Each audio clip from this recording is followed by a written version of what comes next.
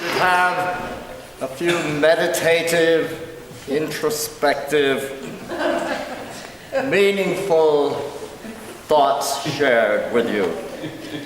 And so I will read 3 relatively short poems. The first one is called The Pig by Roald Dahl. In England once there lived a pig, and wonderfully clever pig.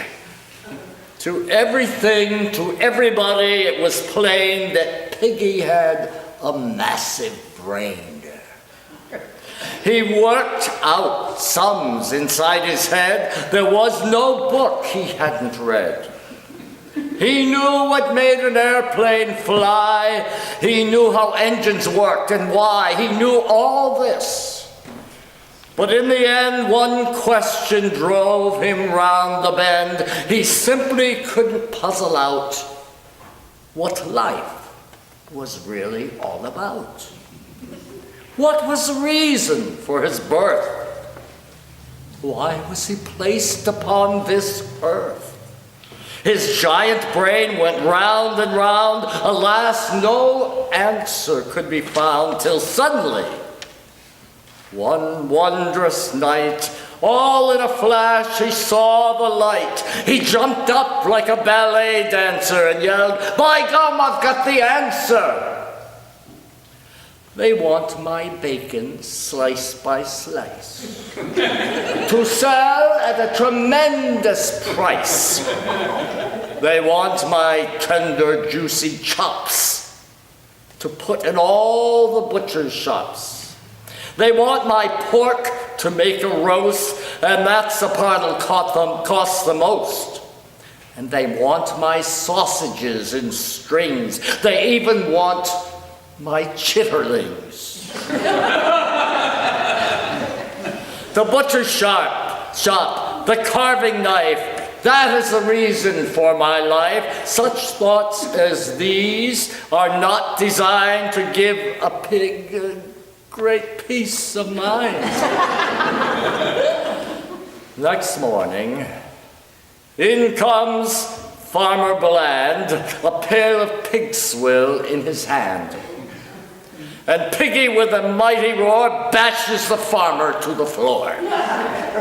Now comes the rather grisly bit, so let's not make too much of it. Except that you must understand that Piggy did eat Father Bland.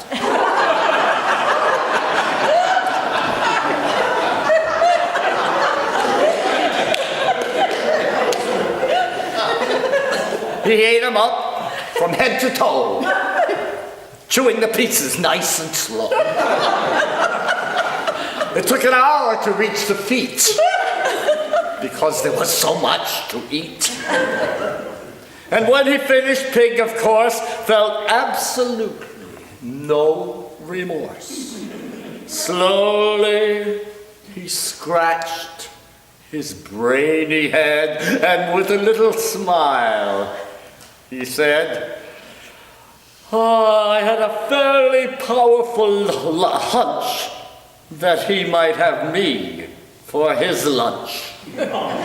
And so, because I feared the worst, I thought I'd better eat him first."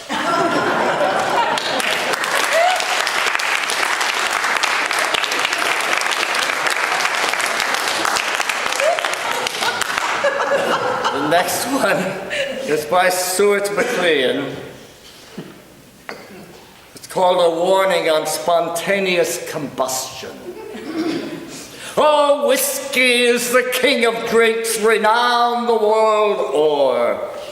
But here's a word of caution to think of when ye pour. There's a certain combination that tastes so very good, but when it hits your tummy and mixes with your food, that's when the trouble starts. For your pleasure hits overload, and half an hour later, you'll suddenly explode. So there ye are in the pub, completely engulfed in flames, and your good wife dashing home to lodge insurance claims. Well, now I have told ye, don't say you've not been warned, so don't try it out yourself, or soon you'll be being mourned. And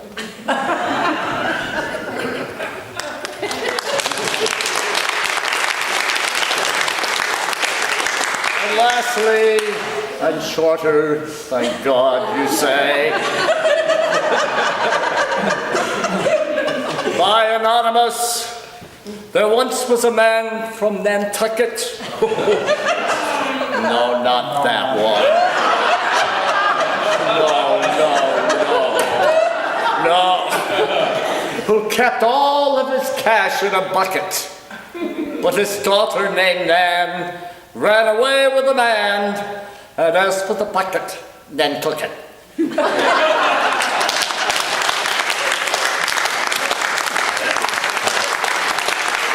I was